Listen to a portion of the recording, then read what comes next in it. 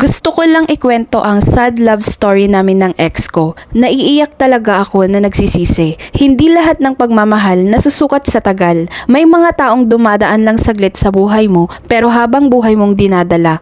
Ito ang kwento ng lalaking minahal ko sa loob ng 3 buwan at ng panghabang buhay na pagsisisi na iniwan niya sa puso ko.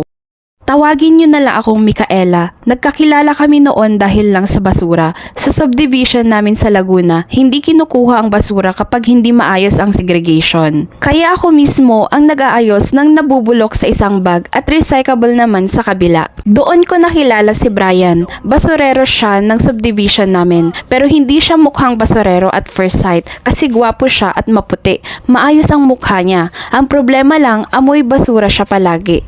Minsan, habang nag-aakot siya ng basura, nagkukulitan kami. Simpleng asaran at tawanan lang. Hanggang isang araw, hiningi niya ang number ko kasi naging close na kami. Hindi ko alam kung bakit ko binigay. Siguro kasi ramdam kong mabuti siyang tao. Nalaman ko na nag-aaral din siya habang nagtatrabaho bilang basurero. Education ang course niya. Sabi niya, yun lang daw ang kaya ng budget nila. Na-stalk ko rin siya sa FB. Hindi naman sila mahirap na totally poor. Malaki pa nga ang bahay nila, pero pinili niyang magtrabaho as basurero. After how many months ng pag-uusap namin, niligawan niya ako ng 8 months. Hindi naman ako easy to get dati at siya kasi ang magiging first boyfriend ko. Walang palya yung effort niya sa akin. Walang yabang sa katawan at walang arte. At nung sinagot ko siya, 4th year college na ako ng IT noon. Mahilig kasi ako sa software development. Ang relationship namin ay patago. Walang nakakaalam kahit sino. Kaming dalawa lang. After 3 months, napansin ni mama na palagi akong nakangiti pag nakaharap sa cellphone. Hindi ko kasi ugali yon noon. Not until I met Brian. One time, kinatok ako ni mama sa kwarto ko. Pagkabukas niya ng pinto, sakto tumatawag si Brian. Nakalagay sa screen name niya, may kasamang picture pa. Nakita ni mama yung phone ko nakalapag sa bed. Kinuha ni mama. Tinanong niya kung siya raw ba yung nangunguha ng basura sa subdivision. Kung boyfriend ko raw ba yun at bakit baby ang nakalagay. Kung paano raw ako nagkagusto sa ganung tao. Sinabihan niya akong tanga na pinaaral daw niya ako para hindi mapunta sa basurerong tao. Tinawag niya akong walang kwenta. Sinabi niya kahit anong sikap ni Brian, basura pa rin ang bagsak niya. Bakit siya pa ang napili ko? At ang pinakamasakit na sinabi ni mama, magpakamatay ka na lang. Wala kang mararating kung yan ang mapapangasawa mo. Pinagbawalan akong lumabas tuwing Wednesday kasi araw ng pick up ng basura yon. At nakita ko sa bintana, pinahiya niya si Brian habang naghahakot ng basura. Hindi ko narinig ang eksaktong salita, pero alam kong masakit yon. Narinig pa ng ibang kapitbahay namin ang sinabi ni mama kay Brian.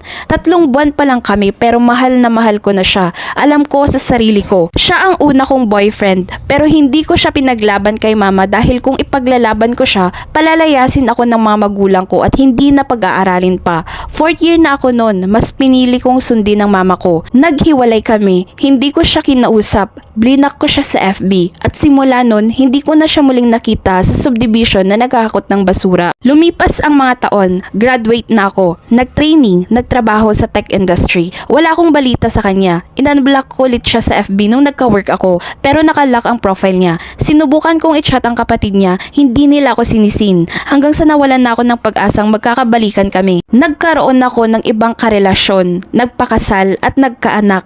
Hanggang this January lang. Kaya ako napasulat dito dahil sa nakita ko sa FB profile ni Brian. Hindi na nakalock yung FB niya. Nasa Canada na pala siya. Pero ang konti ng post niya sa FB, single pa rin siya. Hindi ko alam kung anong trabaho niya ngayon. Pero alam kong nakarating na siya sa malayo. Malayong malayo sa pagiging basurero na. Sobrang nagsisisi ako dahil alam ko sa puso ko na mahal ko pa siya. Mahal na mahal kita kahit may asawa at anak na ako. Ang lalaking minahal ko ng buo pero hindi ko pinaglaban. Hanggang ngayon, umiiyak pa rin ako kapag naalala ko siya. Ang mga salitang binitawan ng mama ko noon, dala ko pa rin hanggang ngayon. Brian, kung mababasa mo man ito, hindi ka nawala sa puso ko. Alam ng Diyos yan. 3 buwan lang tayo pero minahal kita ng buo. Miss na kita. Sana kahit isang beses makausap man lang kita. Kahit one last hug lang para makamove on na ako. Ang masasabi ko lang, huwag mong maliitin ang taong marunong humawak ng maruming trabaho dahil kadalasan sila pa ang may pinakamalinis na pangarap. At huwag mong hayaang ang opinyon ng iba ang pumatay sa pagmamahal mo dahil may mga pagkakataong hindi ka bibigyan ng second chance ng panahon.